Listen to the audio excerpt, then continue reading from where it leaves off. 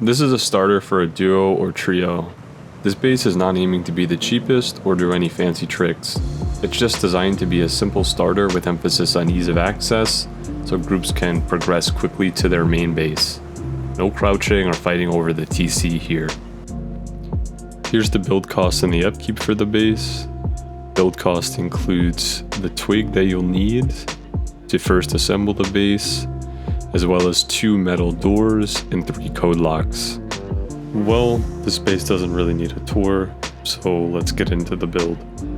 Start by placing 2 square foundations and add 2 triangle foundations off the sides of one of the square foundations.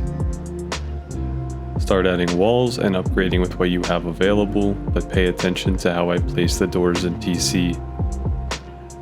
Place the doors on the left side of the base and place the TC close to the inner door. The TC does not go in the back of the base like many other 2x1s. The outer door frame needs to face away from the rest of the base. Here's why. If placed correctly, with the doors on the left-hand side of the base, potential door campers will not be able to see that the TC is located behind the second door. If you place the doors on the right side of the base, players can see the top of the TC if they jump. Not the worst, but not ideal. Now if you place your doors facing towards the rear of the base, well, there's an obvious problem. And one more thing, make sure you leave a small gap between the TC and the inner door. If you place it too close to the door, you'll run into problems trying to replace the inner door if you have to. Next up is the workbenches and furnaces. Your workbench should be placed directly besides the TC. Note, this base isn't designed to hold a T3 workbench, but it will hold a T1 and T2 just fine. Place 3 furnaces in the extra triangle we built.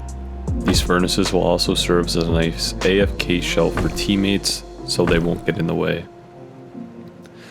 Last but not least, we have the loot room. The way you use this space is totally up to you, but this is how I do it. If for some reason you have a garage door, create a double door frame now, upgrade it to metal, then place the garage door with the roller facing towards the TC. I only say this because if you do not upgrade the frame to metal, it will be harder to place the boxes the way I do, but it's not impossible.